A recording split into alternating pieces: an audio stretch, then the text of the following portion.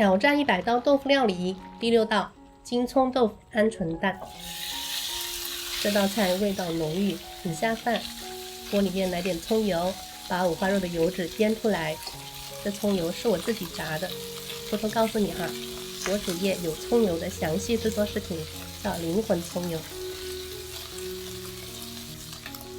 五花肉煸好后，煎鹌鹑蛋。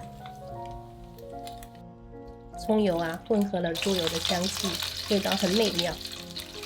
中小火把鹌鹑蛋煎至虎皮状。老豆腐切厚一点，倒入鸡蛋液。定型时不要翻动，等一面煎好后再煎另一面，煎至两面金黄。锅里少来点葱油，把葱姜蒜、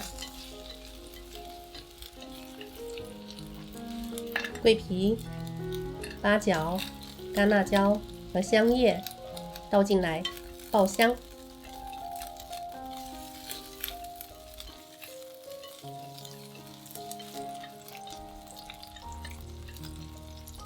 接着来1大勺黄豆酱，把酱香味炒出来。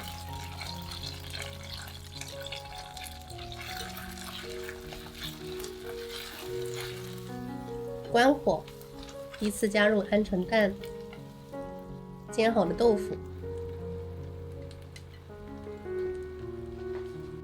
和五花肉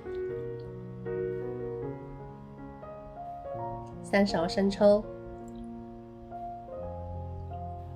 ，1勺老抽，3颗冰糖，倒入1罐啤酒。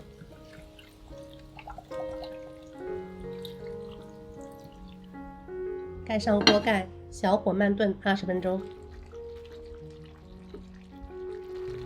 上桌前撒点葱花，金葱豆腐鹌鹑蛋就做好了。